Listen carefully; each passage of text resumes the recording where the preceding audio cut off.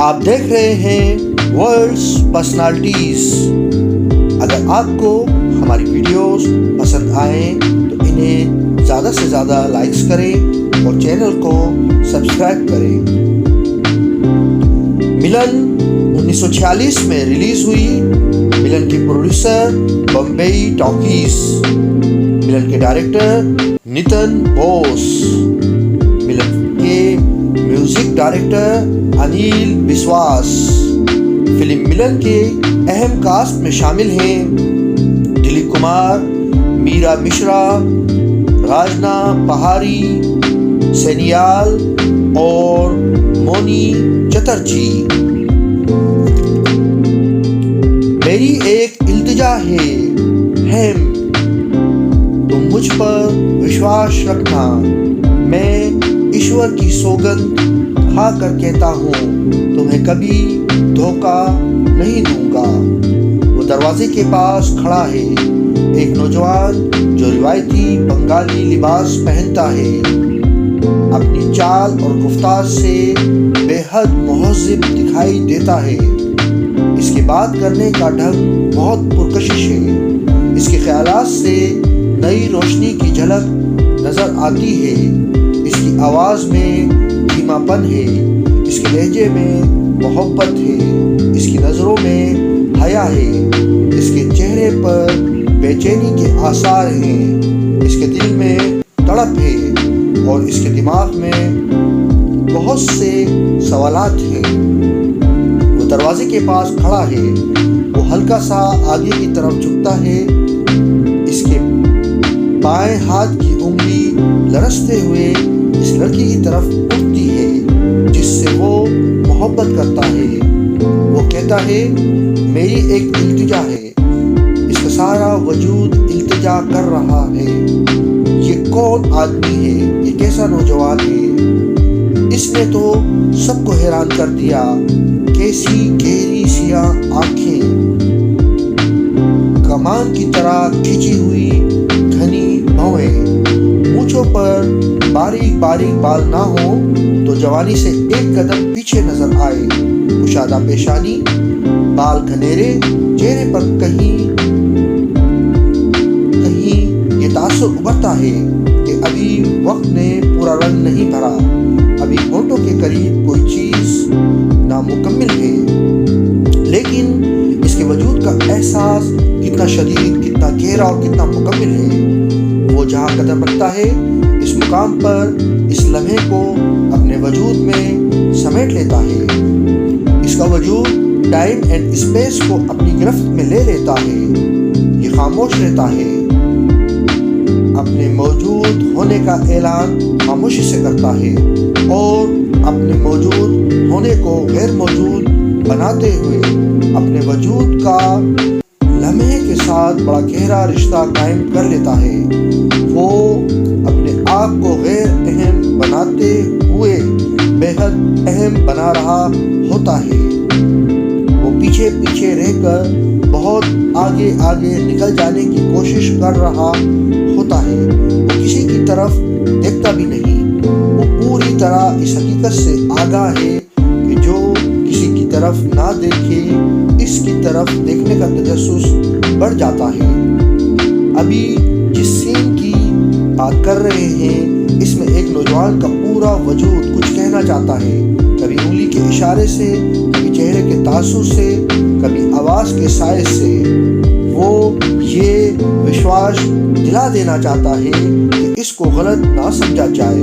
चंद लम्हों में जितनी देर में तितली के साए पर नज़र ठेरती है वो इतनी देर में आँखों और आवाज़ के सायों से बहुत कुछ कहकर अपना काम पूरा करता है। हैरत है, ये सारी हैरत अंगेज बातें वो इब्तिदा से जानता था। ये नौजवान जिसने फिल्म मिलन के इस मुख्तसर सीन में देखने वालों को अपने अख्तियार में ले लिया। अभी इसके नाम की स्पेलिंग भी तय नहीं हुई। फिल्म के टाइटल पर इसका नाम दिलीप लिखा हुआ है, लेकिन वो एक्टिंग के बहुत अहम सवाल तय करके हमारे सामने खड़ा है। इसको इसको देखने वाले इसके अख्तियार में है, वो खुद एक हादसे के अख्तियार में है। मिलन में रमेश बाबू के किरदार ने अपने अदाकार का सफर तय कर दिया है और मंजिल भी मुतय्यन कर दी। फिल्म मिलन दिलीप कुमार की अदाकारी का पहला कदम है और ये समझना कतई दुश्वार नहीं कि इसका पहला कदम ही मंजिल को छू गया है। मिलन रविंद्रनाथ टैगोर की कहानी नाव डूब गई पर बनाई गई है। इस कहानी में नाव डूब जाती है। राजेंद्र ये बताते हैं कि जब नाव डूबती है तो तहजीब तैरना सीखती है, पुराने रिश्ते टूट जाते हैं और नए रिश्ते इस्तवार होते हैं। बहुत कुछ पुराना डूब जाता है और बहुत कुछ नया उभरता है। रमेश बाबू फरियाद बनकर खड़ा है। इसकी आवाज में इल्तिजा और लहजे में मोहब्बत को अहम समझती है। वो अपने भाई से कहती है, मुझे रमोश पर पूरा भरोसा है, वादा करो इन्हें किसी तरह का दुख नहीं पहुंचेगा। लेकिन रमेश बाबू के दुख कौन जाने, इसके दिल के दरिया में मोहब्बत की नाव डूब गई है। रमेश बाबू ने हीम का हाथ पकड़कर इसको अपनी मोहब्बत की नाव में बिठाया था। अभी ये नाव कुछ ही दूर तक गई थी कि कोई इस मोहब्बत की नाव को देखकर अपने हसद के भंवर में डूबकर मर गया था। एक गुमनाम खत पढ़कर रमेश के पिताजी इसकी शादी का फैसला करते हैं। वो अपने पिताजी से कहता है, मेरे लिए किसी और लड़की से शादी करना अन्याय होगा। पिताजी इसके पिताजी कहते हैं, और ना करना इससे भी बड़ा अन्याय होगा। लालटेन हिलती है, तूफान आता है, नाव डूब जाती है, मौजें इंसानों को साहिल तक ले आती हैं। रमेश अंधेरे में सुशीला को ढूंढ रहा है। एक लुटा हुआ मुसाफिर अपनी दुल्हन को लेकर घर आता है। औरतें बेल कर रही हैं, जो चल बसे हैं इनके रोने के लिए उमर पड़ी है। जो जिंदा हैं इन्होंने क्या बिगाड़ा है। दुल्हन जेवर उतार कर रखती है। रमेश कमरे में आता है। वो कहता है, सुशीला। दुल्हन बात काट कर कहती है, अच्छा ये बताइए आप मुझे सुशीला कहकर क्यों पुकारते हैं? मेरा नाम कमला है।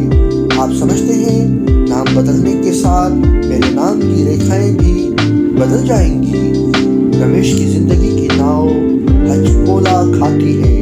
वो चौंक जाता है। रोशनी और अंधेरे में दो किरदार एक दूसरे की जिंदगी का सुराग ढूंढ रहे हैं। कमला कहती है, मैं जन्म से ही अभागन हूँ, ताने सुनकर पली बड़ी। आपने चरणों में जगह दी और इसके बाद आप देख ही रहे हैं कि मेरे चरण पड़ने के बाद क्या हाल हुआ। नीम रोशन कमरे में रमेश की आवाज उभरती है, ये मेरी स्त्री नहीं है। ये कौन है?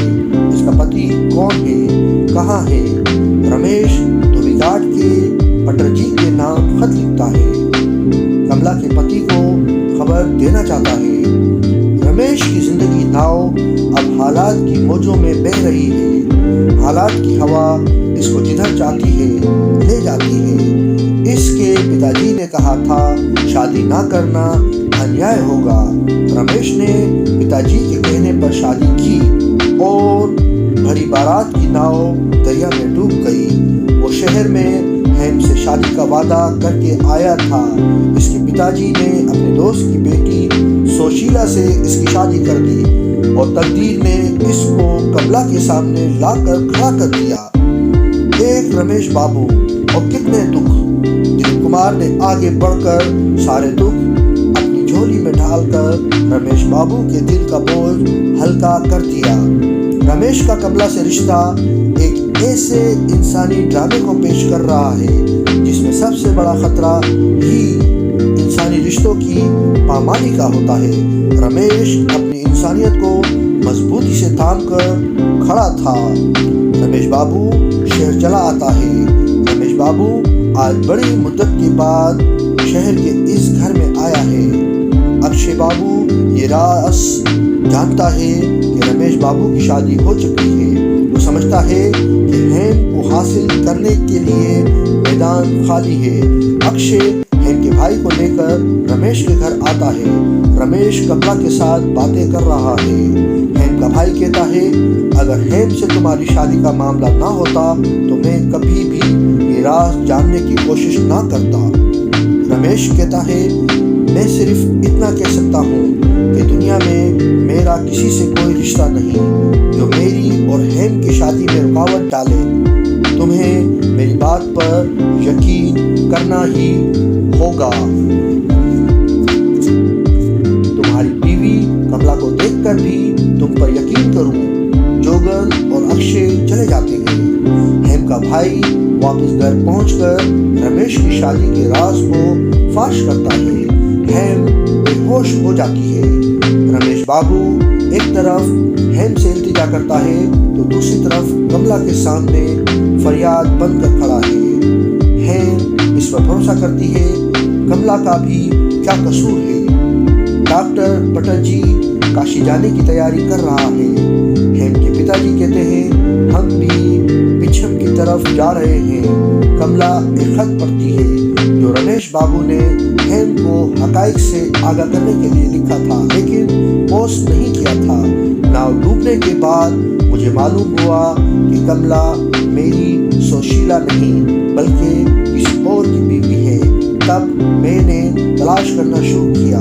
अब तक सिर्फ इतना जान सका हूँ कि इसका ब्याह रंगपुर के डॉक्टर हरिनाश पटर्जी से हुआ था। कमला मेरी जिंदगी की पहेली बन गई है। मैं किस्मत के आगे बेबस हूँ, मुझे माफ कर दो। रमेश बाबू घर आता है, कमला नहीं है। वो इसको तलाश करता है, कमला नहीं मिलती। वो शहर आता है, हेम नहीं है। मुलाजिम बताता है कि वो काशी चले गए हैं। डॉक्टर हरिनाश का घर बिछड़े हुए के मिलन का मरकज है। हेम और इसके पिताजी यहाँ पहुँच गए हैं। कमला अपने मन मंदिर के देवता डॉक्टर हरिनाश पटर्जी के चरणों की धूप अपनी मांग में सजाती है। डॉक्टर पटर्जी की माता कहती है कि कमला है। डॉक्टर ये समझता है कि कमला अभी जिंदा है। डॉक्टर डूबी हुई नाव का एक विक्टिम, एक खोया हुआ मुसाफिर है। डॉक्टर हरिनाश पटर्जी को अपनी खोई हुई कमला मिल जाती है। किस्मत के खेल निराले हैं। नाव डूबती है तो कितने नए रिश्ते उभरते हैं। रमेश बाबू खत लिख रहे हैं, ये कह देना भी मेरा फर्ज है, कमला को कभी अपनी ईश्वरी नहीं समझा, ना इससे ऐसा सलूक किया। आज नफरत से मजबूर होकर तुमने मुझसे मुंह मोड़ लिया। अब मैं अपने आप को बहुत अकेला पा रहा हूँ, लेकिन तुम्हारे लिए यही दुआ है कि हमेशा सुखी रहो। आखिरी इल्तिजा है, हेम मुझे अपनी नजरों से इतना गिराओ नहीं, मैं इतनी कड़ी सजा के लायक नहीं। रमेश बाबू के हाथ से खत गिरता है। हेम कमरे में आती है। अनिल बसवास का बैकग्राउंड म्यूजिक अंजाम पर आगाज की याद ताज़ा करता है।